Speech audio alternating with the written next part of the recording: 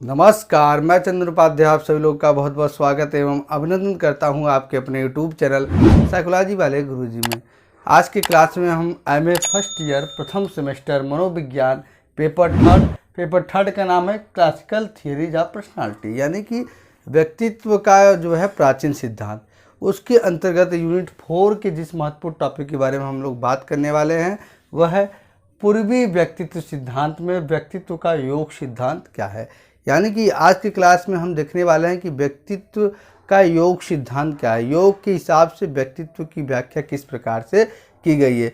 इसके पहले जो है व्यक्तित्व पूर्वी व्यक्ति सिद्धांत में जो पहला सिद्धांत हम लोगों ने पहले इसका क्लास ले लिया है वो है क्या है कि आपका जो है उपनिषद में व्यक्तित्व की व्याख्या कैसे की गई है। अगर आपने इसको नहीं देखा तो आप चैनल विजिट करके देख सकते हैं। और ये जो पूर्वी व्यक्तित्व सिद्धांत है ये आपको जो है एमए के लिए महत्वपूर्ण तो है, साथ ही साथ नेट वाले पेपर में भी आप जो देखेंगे तो उसमें भी इससे रिलेटेड टॉपिक होते हैं। तो चलिए शुरू करते हैं और समझते हैं कि योग क्या कहता है कि व्यक्तित्व का विकास या व्यक्तित्व की व्याख्या किस प्रकार करता है।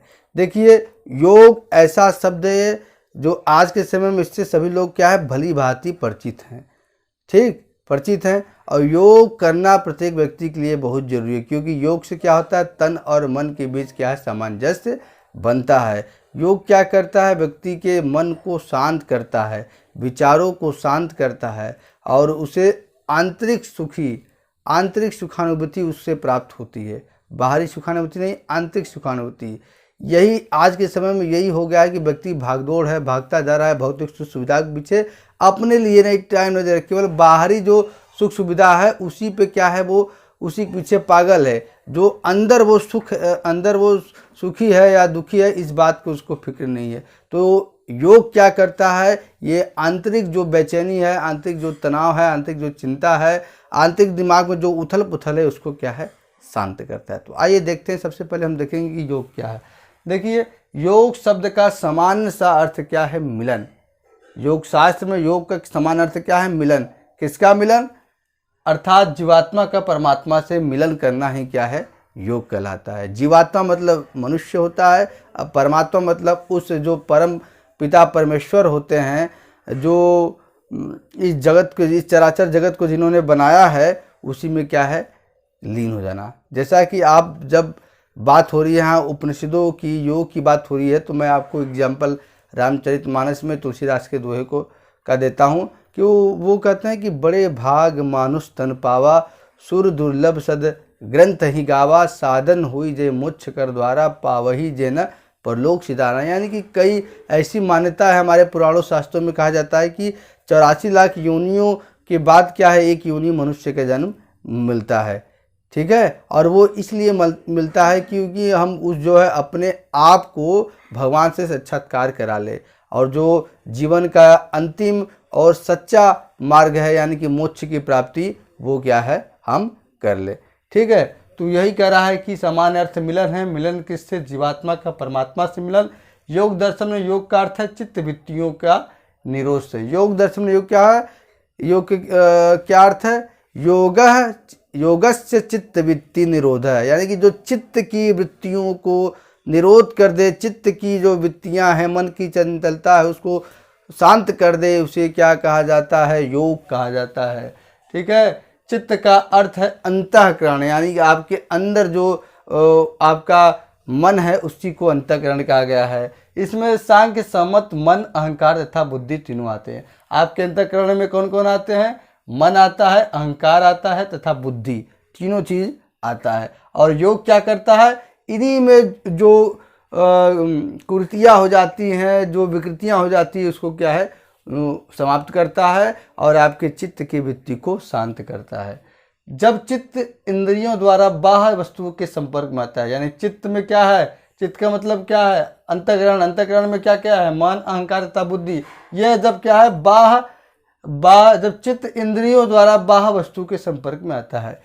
चित्त क्या है, इंद्रिय क्या है, ज्ञानेंद्रियां कितनी है 5, आँख कान नाक जीवा त्वचा। इसके माध्यम से क्या है जब वो बाहरी वस्तुओं के संपर्क में आता है तो वस्तु का आकार ग्रहण कर लेता है। इस आकार को वृत्ति कहा जाता है। यानी कि कहने का ये तात्पर्य है कि जब इंद्रियों के माध्यम से हम किसी बाहरी वस्तु के संपर्क में आते हैं तो उसका जो गुण दोष होता है उसको भी क्या है हमारा चित्त ग्रहण कर लेता है। ठीक है, योग सिद्धांत के प्रणेता जैसा कि आप जानते हैं कौन है, महर्षि पतंजलि है। हालांकि योग पतंजलि मुनि से भी बहुत पुराना है। योग क्या है, अनादिकाल से चला आ रहा है। हमारे जो ऋषि मुनि महर्षि हुआ करते थे वो उनका नित्य क्रम होता था, सुबह योग करना, ध्यान करना, ये सब क्या है, प्राणायाम करना, ये उनका ध्येय होता था। तो योग के जो सिद्धांत हैं उसके प्रणेता महर्षि पतंजलि है, लेकिन योग क्या है, इससे भी पुराना है। पतंजलि ने ही एक योग सूत्र को एक वैज्ञानिक आकार दिया। पतंजलि ऋषि ने क्या किया कि योग की जो शाखाएं थी इधर उधर बिखरी थी उनको एक कर समेट कर एक योग सूत्र दिया और इसको एक वैज्ञानिक तरीका बनाया, वैज्ञानिक आधार दिया। योग में मुक्ति का मार्ग ज्ञान पर आधारित बतलाया। योग में क्या कहा गया कि अगर आपको मुक्ति पाना है तो क्या है, आपको ज्ञान ग्रहण करना होगा, आपको ज्ञानवान होना होगा, अंतःज्ञानी होना होगा। वो कैसे होगा, इसके लिए भी आगे क्या है ये उपाय बताते हैं। ठीक, जबकि योग में योगी अपनी सक्रियता के आधार पर मानसिक नियंत्रण कर एक विशेष स्थिति को प्राप्त करता है। जबकि योग में क्या करता है, जो योग करने वाला तो उसको योगी कहा जाता है। वो क्या है, अपनी सक्रियता के आधार मानसिक नियंत्रण कर एक विशेष स्थिति को प्राप्त करता है। यानी कि अपने इंद्रियों पर संयम कर जो योगी होता है वो क्या है, विशेष ज्ञान को प्राप्त करता है।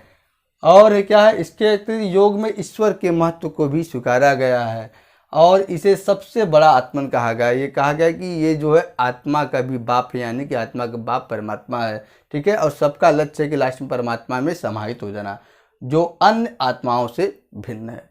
ठीक, योग का उद्देश्य क्या है, वो योग का उद्देश्य एक ऐसे संपूर्ण होलिस्टिक डेवलपमेंट है। योग का उद्देश्य संपूर्ण संगठित और क्या है, ऑर्गेनाइज्ड वे में हो व्यक्तित्व का विकास करना होता है, जिसमें अचेतन अभिप्रेरणों का कोई महत्व नहीं होता। अचेतन क्या होता है, आपके दिमाग का अंधेरा पक्ष, जहाँ पे अनैतिक इच्छाएं, कामुक इच्छाएं और ऐसी इच्छाएं जो पूर्ति नहीं हो पा रही है वो क्या है, वहाँ पे कैद होती है। तो जो अनकॉन्शियस मोटिव्स होते हैं उनका कोई महत्व नहीं होता है। इस तरह के संपूर्ण संगठित व्यक्ति विकास के लिए योग सिद्धांत में 8 तरह की विधियों का वर्णन किया है। अगर आप जो है एक संपूर्ण संगठित व्यक्तित्व का विकास करना चाहते हैं तो योग सिद्धांत के हिसाब से इसको प्राप्त करने के लिए 8 तरीके बतलाए गए हैं या 8 तरह की विधियां बतलाई गई है। देखते हैं एक करके। सबसे पहला यम। यम क्या होता है, यम योग का पहला अंग या मार्ग है। ये क्या होता है, बाह्य एवं आंतरिक इंद्रियों के संयम की क्रिया को ही यम कहा जाता है। ठीक है, यम क्या है, योग का पहला मार्ग है। आपके व्यक्तित्व संपूर्ण संगठित व्यक्ति विकास करने में सबसे पहला मार्ग क्या आता है, पड़ाव यम का आता है। यम क्या करता है, बाहरी इंद्रियों एवं आंतरिक इंद्रियों के संयम की क्रिया को ही ध्यान करते हैं। यानी कि जब हम अपनी ज्ञानेंद्रियों और कर्मेंद्रियों पे जब हम संयम कर लेते हैं, ठीक है, उनको अपने नियंत्रण में कर लेते हैं, हम उनके दास गुलाम नहीं होते बल्कि उनको अपना दास गुलाम बना लेते हैं, तो इसी की क्रिया को क्या है, यम कहा जाता है। पहले स्टेप में यही जो है सिखाया जाता है योग के माध्यम से कि आप पहले अपने इंद्रियों पे संयम करिए। ठीक है, आप अपने जो है कर्मेंद्रियों पे संयम करिए। तो ये यम क्या होते हैं, 5 प्रकार के होते हैं। अब किन किन इंद्रियों पे संयम करना है, सबसे पहला है क्या, अहिंसा। अहिंसा से मतलब क्या है, इससे तात्पर्य मन से, वचन से यानी कि वाणी से, तथा कर्म से यानी कि जो आप कार्य कर रहे हैं उससे किसी भी प्राणी की हिंसा न करना होता है। ये अहिंसा पहला करेंगे। दूसरा सत्य, इसका अर्थ मन, वचन तथा कर्म से सत्य का पालन करना होता है। यानी कि कोई भी परिस्थिति हो हमेशा आप मन से, वचन से, कर्म से आप सत्य ही बोलेंगे। तीसरा है अस्तेव। इसका अर्थ मन, वचन तथा कर्म से किसी चीज़ या वस्तु का ना तो अपहरण करना और न ही किसी और व्यक्ति को उसके अधिकार या प्राप्त वस्तु से वंचित करना। अस्तेव का मतलब यह है कि मन से, वचन से, कर्म से न कोई किसी की वस्तु को चुराना और न ही किसी वस्तु किसी वस्तु पर क्या है जबरदस्ती, किसी व्यक्ति के वस्तु पर जबरदस्ती अधिकार करना। अगला है ब्रह्मचर्य। इसका अर्थ है मन, वचन तथा कर्म से यौन वासना की ओर झुकाने वाली प्रवृत्तियों का परित्याग करना। यानी कि इसका अर्थ यह है कि मन से, वाणी से, कर्म से ऐसे जो भी कारक हैं जो आपको यौन वासना या काम वासना की तरफ खींचते हैं, अट्रैक्ट करते हैं, उनको क्या है, दूर करना अपनी ज़िंदगी से। और पांचवा है अपरिग्रह। अपरिग्रह मतलब इसका अर्थ है मन वचन तथा कर्म से अनावश्यक वस्तुओं के ग्रहण का त्याग से होता है। यानी कि हमको जितना ज़रूरत हो, ठीक है, उतनी चीज़ों क्या है हम कलेक्शन करें, संचय करें, ठीक है। अब जब उससे ज़्यादा हो जाए तो क्या है, उसे हमें ध्यान कर देना चाहिए। इसी को अपरिग्रह कहते हैं, ठीक है। इस प्रकार के यमों द्वारा क्या होता है, व्यक्ति अपने व्यक्तित्व में बुरी प्रवृत्तियों को विकसित होने से रोकता है। ये पहला स्टेप। दूसरा है नियम। नियम का मतलब क्या है, योग का दूसरा अंग क्या है, या मार्ग नियम है। नियम से तात्पर्य सदाचार को बढ़ावा देने से होता है।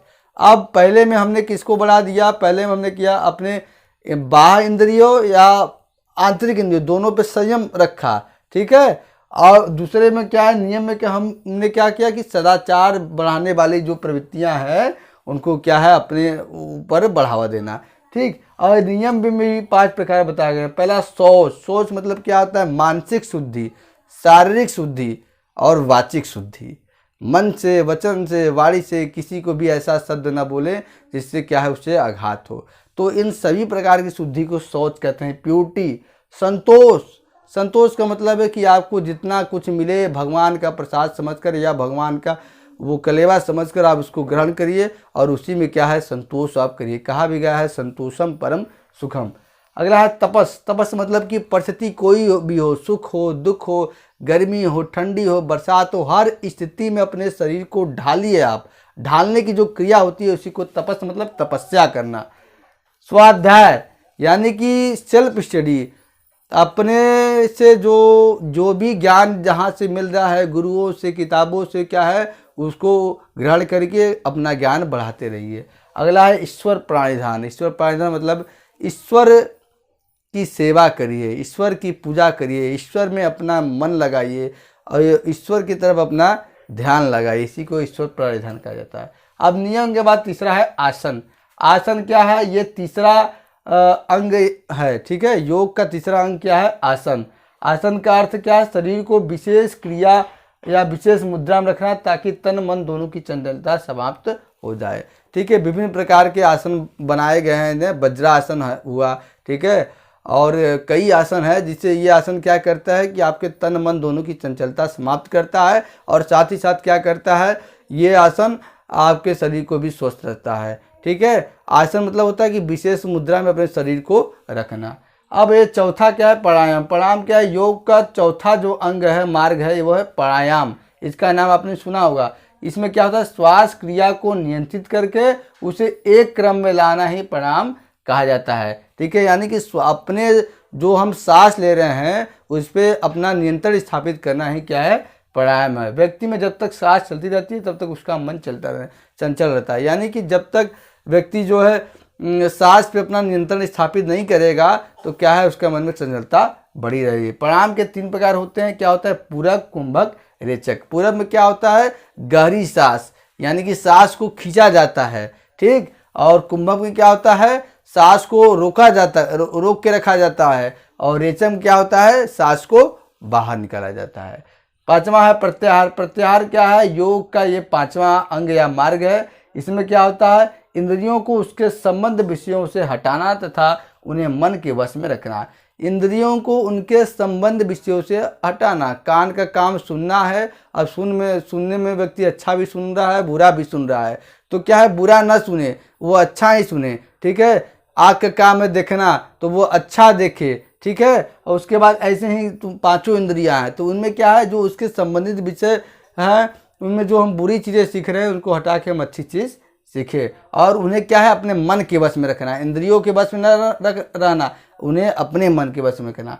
प्रत्याहार को अपनाना अत्यंत कठिन है, क्योंकि आज के समय में या तो आप देखें किसी भी परिस्थिति में ऐसा बहुत ही कठिन होता है कि आप जो है अपने इंद्रियों पे संयम करें, क्योंकि इसके लिए बहुत भारी तपस्या करना होता है।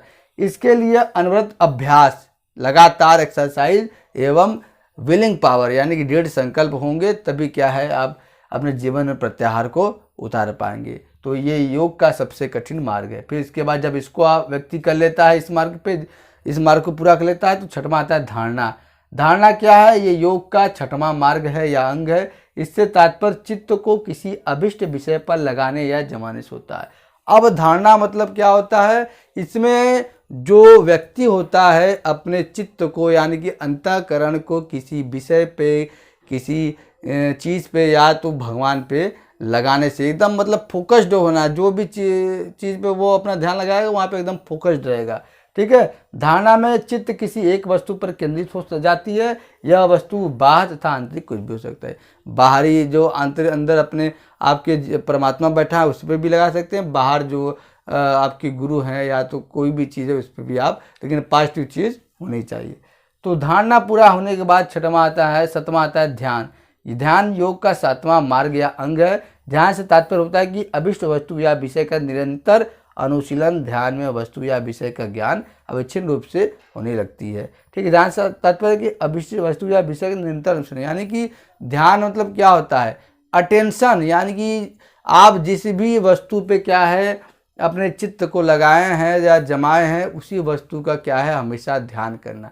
जैसे आपने देखा होगा पहले ऋषि मुनि क्या है ध्यान करते थे, भगवान भी शंकर भी जो है कई साल तक, युगों तक क्या है वो ध्यान में बैठे रहते थे। ठीक है।